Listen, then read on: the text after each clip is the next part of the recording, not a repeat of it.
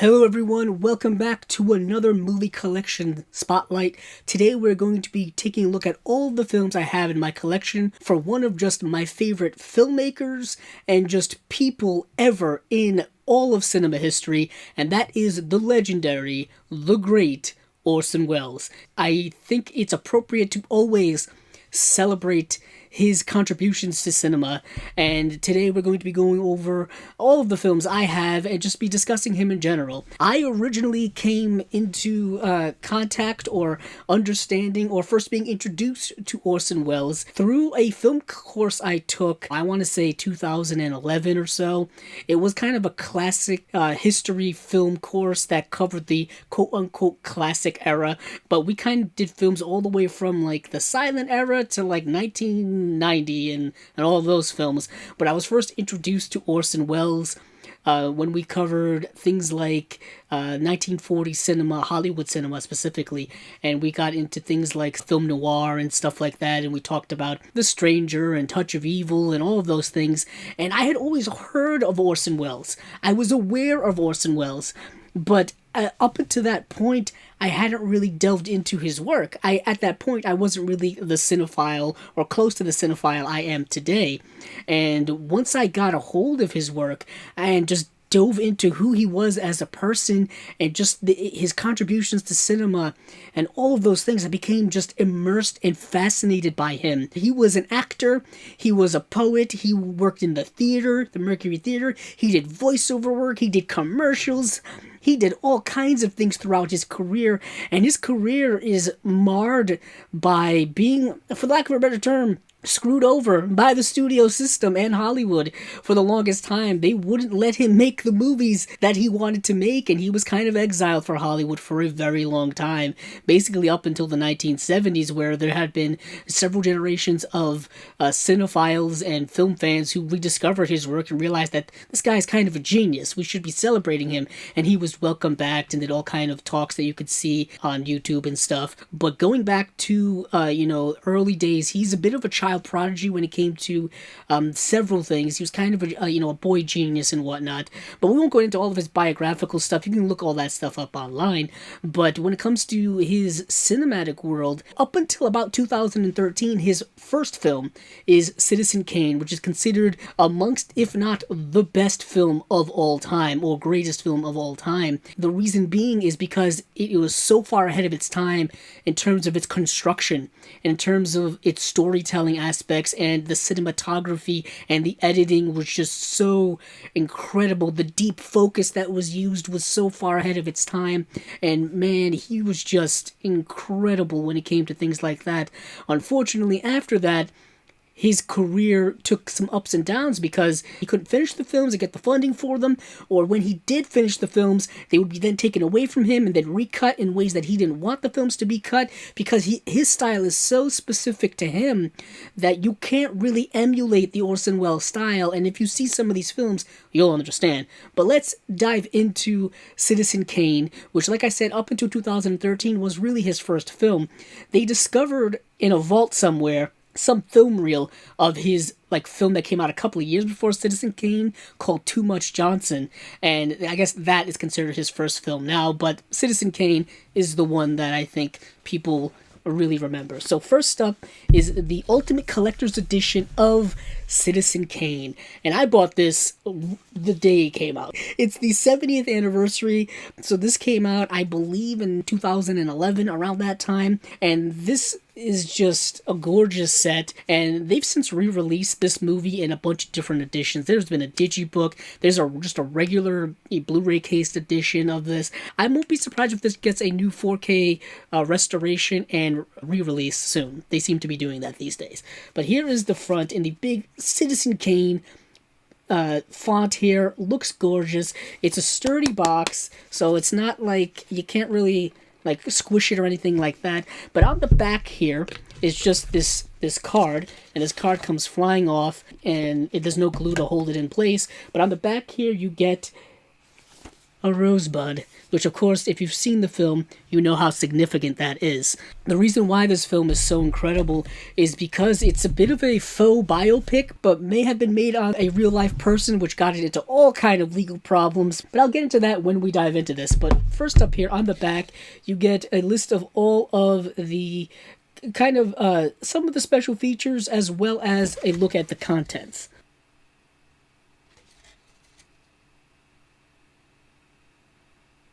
So, this is a 3-disc set. There's 1 Blu-ray disc and 2 DVDs. On the Blu-ray disc, you get Orson Welles' 1941 classic restored from original nitrate elements in 4K resolution and remastered in dazzling 1080p high def. So there is already a 4K remastered version of this out there. The case is, do they give it another remaster, or do they just take the 4K master that they already have and put that on 4K? That will be the question if this does ever get a re-release. So you have that, and you have a 2011 digital transfer, a separate commentaries by Roger Ebert and Peter Bogdanovich, interviews with Ruth Warwick and Robert Wise. Robert Wise, I believe, was the editor on this film. And you have premiere newsreel, stills gallery, and more. So the and more is actually just a production special feature that's about 15 minutes long. It talks about, storyboards, call sheets, and still photography, with commentary by Roger Ebert. There's a post-production special feature, which only runs about 5 minutes, which has deleted scenes with no actual footage, just still images, ad campaigns, press book, and opening night. And of course, the all-important theatrical trailer. For those of you interested, this film does look stunning on Blu-ray. It looks much better than the old DVD or even the old VHSs and Laserdisc. Opening it up, here we have the digibook. Here's the front, which looks very similar to the front of the box itself, just white. And on the back here, we have the kind of credits for all of the different films that are in this set. Yes, I did say films. So here you have a picture of Orson Welles as Charles Foster Kane. This film is amazingly well structured in the sense that it's done via flashback. Basically, everyone's trying to investigate what his last words of Rosebud were. And so you get into the life of this Charles Foster Kane character, this tycoon, and this larger-than-life person. Right as I say that, right on the inside, you have a picture of a young version of Charles Foster Kane and the older version of Charles Foster Kane. And then opening up this first flap here, you get a still from the film and the Blu-ray disc of Citizen Kane. There's that there. And then opening up the other flap here, you get the other 2 discs. And what these other 2 discs are, I'll explain in a moment. So what we have here when it comes to these other 2 discs, other than the Blu-ray, is first up is a DVD of The Battle Over Citizen Kane, which is a documentary about the making of the movie. And what is so fascinating about the making of the movie, there was a lot of controversy behind it. William Randolph Hearst, who was this kind of tycoon at the time, alleged that the film was made about him. And he was not too happy about that. So I believe he sued the production and all kind of legal battles ensued and whatnot. So that's about that. And here is the kind of movie version of the making of Citizen Kane, which was an HBO movie called RKO 281. For those of you interested, here is the Blu-ray of Citizen Kane. So, getting into some of the other things really quickly, you have this hardcover book here, Citizen Kane on the front, Rosebud on the back, and this has, wow, that's a gorgeous picture. This has, I believe stills and writings about the movie and all kind of stuff in it. There's Joseph Cotten and Orson Welles. Here's a still from the movie. See that? Yeah, so there's a hardcover book, very nice. And here you have this envelope thing here, which says Rosebud on the front, and what you have inside of it is, I believe, like certain promotional things, like here's the movie poster of Citizen Kane, here is more things from Citizen Kane, yeah, more marketing stuff. You've got that. Be nice if I could get it straight. There we go. And here are some other stuff. Here you have, looks like call sheets, or actually these look like invoices and whatnot. Very, very interesting. the carbon paper sheets, and all kind of cool like production things in here.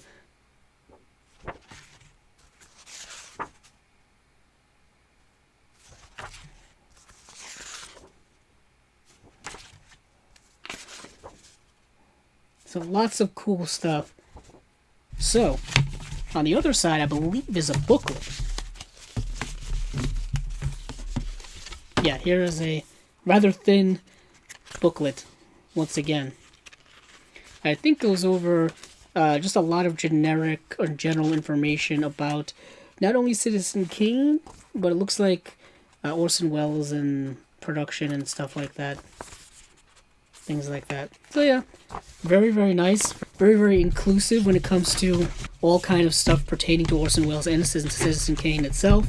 I highly recommend getting this movie any way you can. I think this is just an absolute staple and one of the most important films in cinema history. But moving on to his second picture, and this is when things get a little more interesting. We have The Magnificent Ambersons. And why I say interesting is because I'm sad to report that the ending of this film is not the ending in which Orson Welles wanted it to be. The film, I believe, was taken away from him in post, and he was not able to give us the ending that we wanted, and the footage that he originally shot for the ending is lost. It's gone to us. We have no idea what happened to it. It was probably destroyed. So The Magnificent Ambersons in the original Orson Welles cut doesn't exist. I'm hoping one day they unearth this lost footage, but what we have here, though, is an 88-minute version of Magnificent Ambersons, and to be quite frank, it's a fantastic movie. I absolutely love it, even though it is rather incomplete,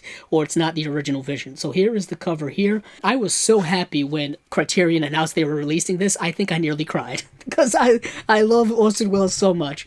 But let's take a look here on the back. So here is the back with, the usual Criterion characteristics that you've all come to know if you've been watching these videos so far. A lot of Criterions, and here is the spine number is 952, which I think is interesting.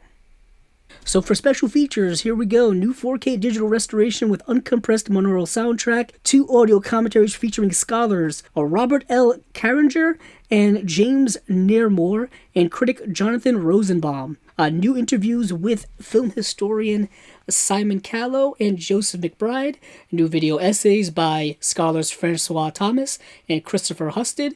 Director Orson Welles on the Dick Cavett Show in 1970. A lot of those clips and a lot of that you can actually watch on YouTube right now. It's amazing. It's fantastic. A segment from a 1925 silent adaptation of The Magnificent Ambersons. Yes, The Magnificent Ambersons is a book adaptation. Audio from a 1978 AFI symposium on Welles and audio interviews with Welles conducted by filmmaker Peter Bogdanovich, and 2 Mercury Theatre radio plays, 17 from 1938, an adaptation of another Booth Tarkington novel by Welles, and The Magnificent Ambersons, and of course there's a trailer plus essays by authors and critics Molly Haskell, Luke Sante, Jeffrey O'Brien, Farron Smith Neame, and Jonathan Lethem, and excerpts from an unfinished 1982 memoir by Welles. Orson Welles is notorious for leaving behind a lot of unfinished work. So taking a look here on the inside packaging, it slides out like so, and we have more cover art here.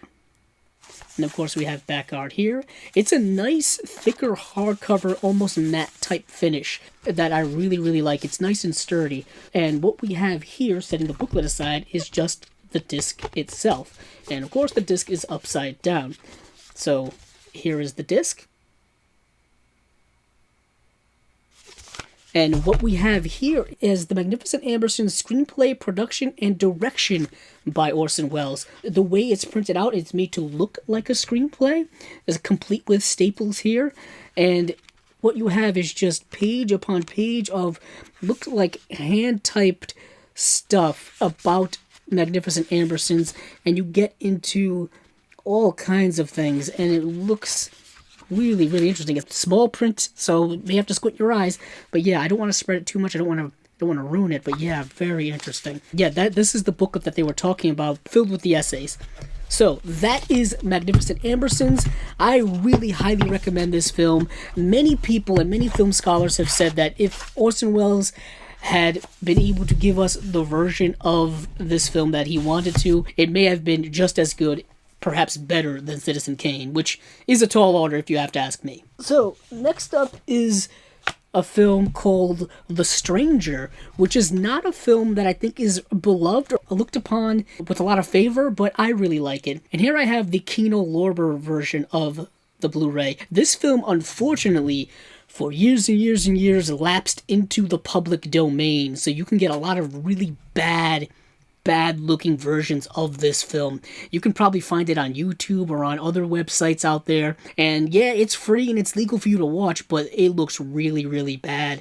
Unfortunately, a lot of films from that 30s, 40s era, once their copyright lapsed and wasn't renewed, went in the public domain, and you can watch them now, but they look so bad.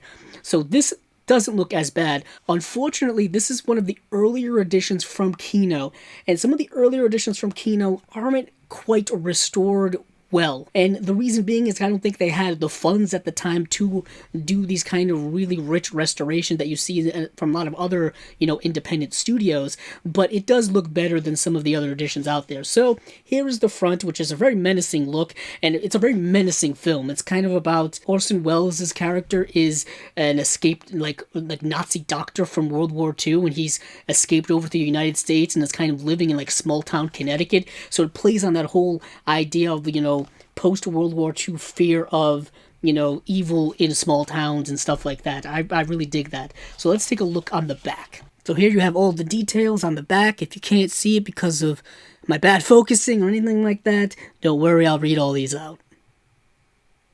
So, The Stranger is mastered in HD from archival 35mm preserved by the Library of Congress. Audio commentary by film historian Brent Wood. Original theatrical trailer, image gallery, Death Mills, an informational film on the Nazi death camps produced by Billy Wilder, footage of which appears in The Stranger. Yeah, that's very harrowing to watch, to say the least. Orson Welles' wartime radio broadcasts, 4 complete programs, exemplify Welles' blending of propaganda and entertainment.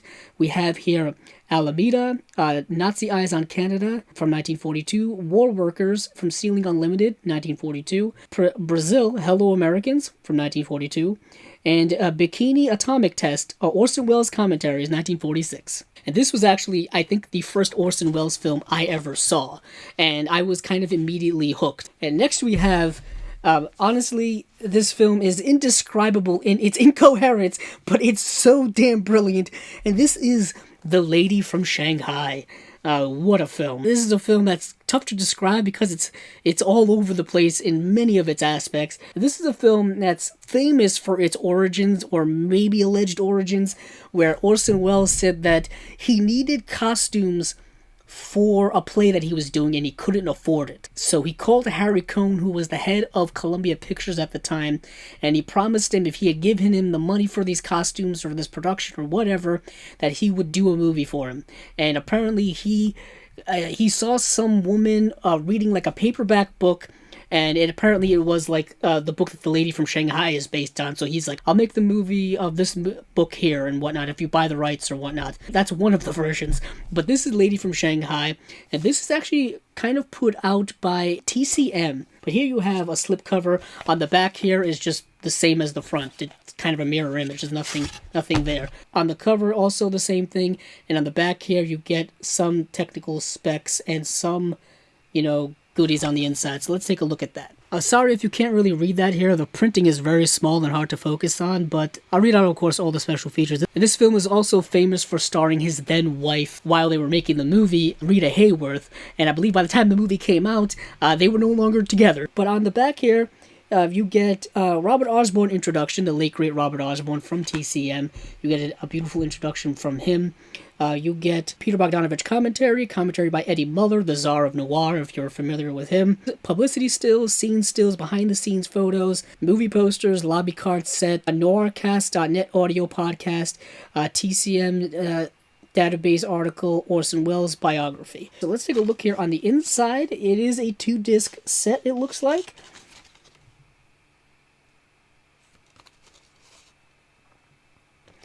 and taking out this top disc with the great Rita Hayworth. One of the kind of sacrilege things about this film is that it turned Rita Hayworth blonde because she was notoriously one of the most gorgeous looking redheads in Hollywood, and Orson Welles turned her blonde and pissed off Harry Cohn so much. But Lady from Shanghai is just a bonkers wild film that has one of the best sequences that I've ever seen in a film. It's this scene that's in like a mirror funhouse in the climax of this film, and it's absolutely incredible. Orson Welles has like an Irish accent in this movie. What a film. I recommend it, but this is not where you want to start if you want to start with Orson Welles. This is something you watch after you've seen a couple of his films. Next up here is one of his Shakespearean adaptations, and it's honestly one of my favorite Shakespearean adaptations just because it's aesthetically crazy, stunning, and surreal. And this is Orson Welles' Shakespearean adaptation of Macbeth. And this is actually put out by Olive Films, but they have since re-released this in a better edition. They re-released it in their Olive Signature edition, which is kind of their more deluxe edition, which I need to get to replace this one, because the Olive Signature edition actually has special features, as well as a better transfer. Here you have a slipcover, and on the back of the slipcover, you get just a description of the film. There are no special features, so I'll just show you that really quickly. As you can see, it has a really gorgeous, like, painted cover art here, which I really like.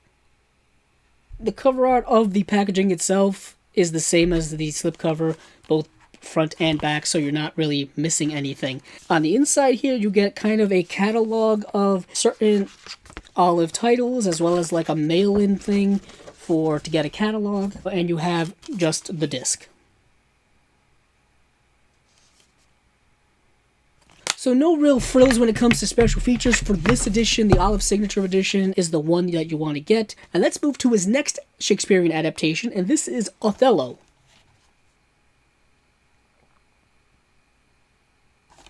And this is also a Criterion edition, and this is number 870. And here you have the back. Lovely black and white, so it's easy to read. And I believe you have two versions of the film. You have a 1952 version, which runs 93 minutes long, and you have a 1955 version, which runs 91 minutes long. Yet again, this was another one of the films where he was struggling to complete it. He had to shoot part of the film, stop production, go off and do something else to make the money to continue the film. And when that happens, sometimes you can't get back to the same location, or you have to shoot in a different location, so now things don't really match up when you watch the movie with any type of keen eye. But what's amazing about it is it makes the film that much more surreal. You're just transported into this weird, surreal world of Orson Welles, because his cinematography, his lighting, and his sets, and all that kind of stuff are so guerrilla and so interesting and so just avant-garde that you're just transported to a different place. But when it comes to special features, let's take a look at these.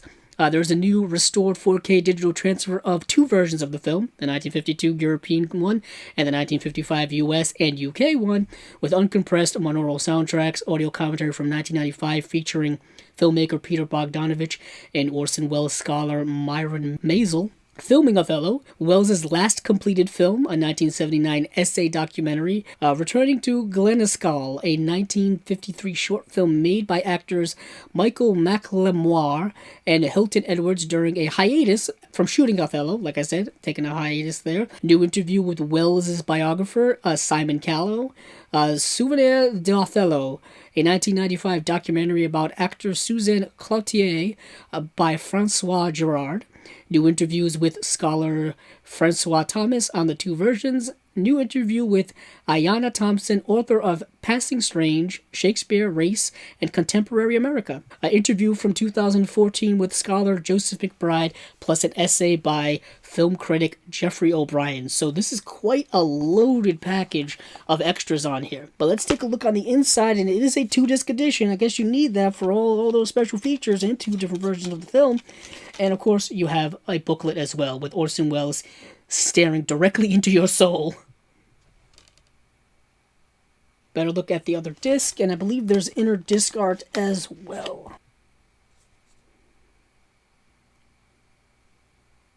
So that is Othello, and next up we have a DVD edition. It is the lone DVD I have here in my set because there is no Blu-ray edition, and this is the complete MR.ARKADIN, aka Confidential Report, written and directed by Orson Welles, and this is a thick and heavy set. Here's the cover, Orson Welles looking right at you once again, right into your soul. Yeah, this movie has 3 different versions, and all 3 different versions are in this set here. I really hope Criterion re-releases this on Blu-ray sometime soon. But let's take a look on the back. So as you can see here, lots of stuff to go over. It's a different setup than you're used to seeing with the Criterion edition, because I believe this is an early edition, and this, for anyone interested, is number 322 in the Criterion collection. And yeah, I don't think each individual movie has a number in this set. So let's open up this bad boy and see what we have here. But first up, let me take a look at what the special features are. So a special edition 3-disc set features new restored high-definition digital transfers of 3 versions of the film, the Corinth version, Confidential Report, and a new comprehensive version. Audio commentary by Orson Welles scholars Jonathan Rosenbaum and James Nairmore. An interview with Welles biographer Simon Callow featuring his audio interview with star Robert Arden, 3 half-hour episodes of the radio program The Lives of Harry Lime, upon which the film is based, and an interview with producer Harry Alan Towers. It has been many years since I've seen this, so please excuse me if I'm not as familiar with it as I am the other films. It's about like an elusive billionaire who hires an American smuggler to investigate his past, leading to a dizzying descent into a Cold War European landscape. The film's history is also marked by this vertigo. There are at least 8 MR.ARKADINs, 3 radio plays, a novel, several long lost cuts, and the controversial European release known as Confidential Report. So here's the digipack. Lots of heftiness to it. It has the discs. We open it up here and we get kind of more of an individual breakdown of the special features on each disc. And we also have looks like a rather thick booklet in here. For those of you interested in the breakdown of what is on each version, the Corinth version has an audio commentary by Orson Welles scholars Jonathan Rosenbaum and James Nairmore. The 3.5-hour episode of the radio program The Lives of Harry Lime, upon which the film is based, and an interview with producer Harry Alan Towers, and extensive gallery stills, or stills gallery. The Confidential Report version just has an interview with Orson Welles biographer Simon Callow, featuring his audio interview with star Robert Arden. The comprehensive version has a new documentary featuring interviews with film historians Stefan Drossler and Claude Bertems, and Welles' confidant Peter Bogdanovich, outtakes and rushes from the film, alternate scenes with Spanish actresses in the roles of Baroness and Sophie. So opening it up here, we have just massiveness. Just look at this. This is old school DVD digipack widespread packaging. You have the booklet here. A rather thick booklet, thick pages too. All kinds of writings and like on each different version, the version's history, and all kind of stuff. Really fascinating. I would recommend doing your own research about the different versions. They do go into it on this set here. If you don't have this set, I do recommend going into it and just maybe looking it up just to get a base on this. Yet again, I don't think this is a film that you should start off right away watching. Here you have, I believe, a novel, and this is massively long. This is MR.ARKADIN by Orson Welles with a new preface by Robert Polito. So next up, we get into something that I think people are more aware of, and that is Touch of Evil. Yet again, another film that was taken out of the hands of one Orson Welles and cut down to a version that he did not approve of, to the point where he wrote a letter to a Universal to have like several of his stuff put back in. And what we get here is actually a reproduction of, I believe, that letter itself. I'll show you this when we get into this. But this is just a regular Blu-ray edition put out by Universal. Nothing special when it comes to any other, boutique label. And on the back here, you have, a list of special features, and there are 3 versions of this film. So here's the back. I'm sorry if you can't read that. I'll read out definitely all of this information. So what we have here, 3 versions of the film. Reconstructed version, which is the re-edited in 1998, the definitive cut of the film. It is reconstructed to Orson Welles' original vision based on his detailed 58-page memo to the studio, which we have here. You have the original theatrical version. This version of the film was seen by U.S. audiences when it was released in theaters in 1958, and you have the preview version, which was created prior to the theatrical version. This cut of the film incorporates some of Orson Welles' requests and was rediscovered at Universal in 1976. Other bonus features, you have Bringing Evil to Life, retrospective documentary featuring interviews with Charlton Heston, Janet Leigh, crew members, and film historians. Evil, Lost and Found, a behind-the-scenes look at the reconstruction of Touch of Evil, and the 3 versions of the film, and then in 4 feature commentaries, including one with Charlton Heston and Janet Leigh. So, with all of that being said, here you have the just regular Blu-ray case. You have same exact backing as the one that's on the slipcover. And opening it up here, you have the Universal disc with their rather generic disc art. And what I find so fascinating about Touch of Evil for me is that I consider it the final film in the classic film noir era. The classic film noir era going from about 1940 to 1958. Considered by most people, that seems to be the timeline. Some think it started a little bit earlier, some may think it ended a little later, but that's the timeline I tend to go with. Also, if you're interested in watching this movie, you have to watch the restored cut. And you also have to realize that with Orson Welles, it's going to be a very weird looking film. By weird, I mean like you have Charlton Heston playing a Mexican politician, which it just sounds weird on paper. You have Orson Welles as this extremely overweight policeman and whatnot. You have this whole really weird scene with Janet Leigh at this motel with this motorcycle gang. It's a film that's so hard to describe, as many of Orson's films are. But finishing up just talking about it, you have this here, Universal Archive, which has the 58-page memo of Orson Welles to Universal and what he wants reinserted back into his film, pleading with them. And of course, they didn't really listen because that's the studio system at the time. The movies were run by the studios and things like that.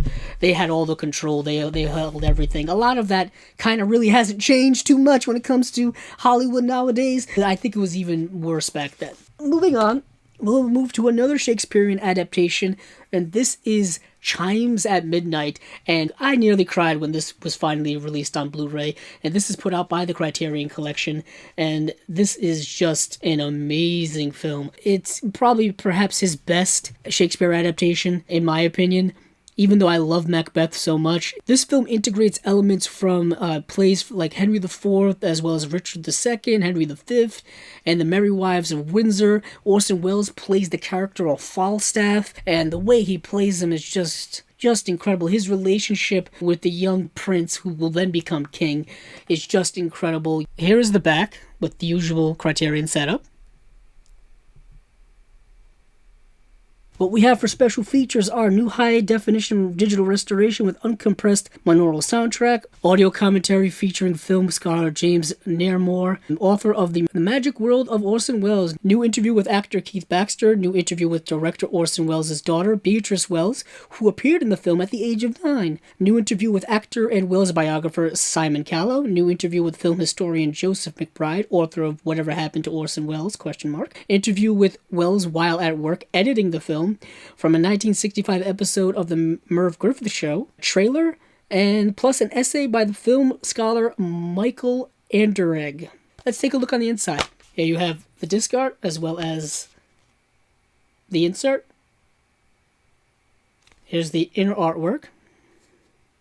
And here is the it kind of folds out, and I believe the essay is probably on the back. That's how these tend to go, and yes, there it is.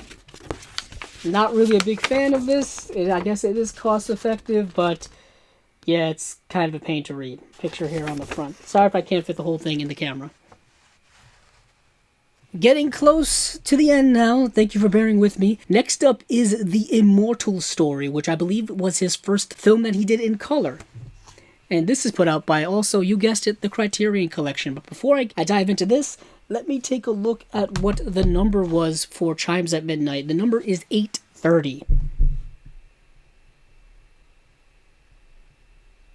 So we have the immortal story. And now let's take a look at the back of the immortal story. Here is the back of the immortal story. You'll notice that this film only runs 58 minutes long.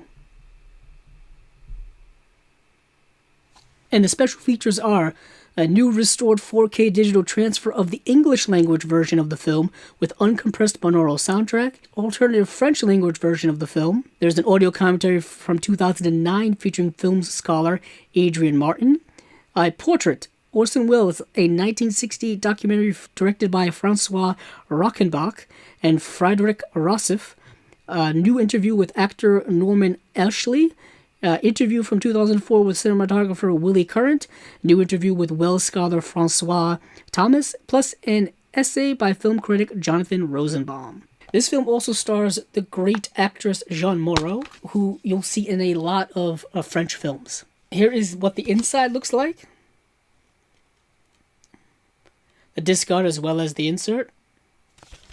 Let's take this insert out and see what we have. I think it's another fold-out one.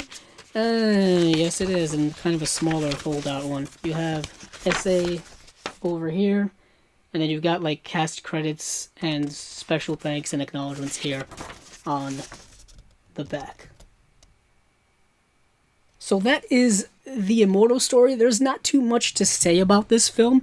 As I said, it is 58 minutes long, and it's a rather like stunningly beautiful, dreamy, surreal film that I honestly wasn't even aware of until it was announced that this was coming out. And it's a film I've only seen once, so I'm not as familiar with it as I am some of the others. But if you're an Orson Welles fan and you're a completist like myself, you kind of need to get it. And here we come to the final film that I have. There is going to be one more film of his released after this, and that is The Other Side of the Wind, which is now actually able to be watched on Netflix because it was completed by Netflix, as well as several other people coming together to complete that project that Orson Welles was working on for years and years and years before he unfortunately passed away. So that's going to get a Blu-ray release sometime soon through Criterion, I believe. So that will be something I probably do an update of way later down the road. But this is his film F for Fake. And F for Fake is an amazing film that's kind of this surreal documentary about what's true or what's not true. It's trickery, deceit, magic. That's what it says here on the back, which is kind of great splash words. But yeah, here's Orson Welles on the front here, dressed as a magician. He's a magician in this movie some of the time, and the whole time you're watching this movie, and he's just playing with you as an audience, and he's telling you what you're seeing may be real or it's not real, but you know, make it up for yourself. But let's take a look here on the back. So here is the back here. Sorry for the glare. It is a rather more, you know, plasticky looking glare version than I think a lot of the other Criterions we've been looking at throughout this video. And for those of you interested, this is spine number 288.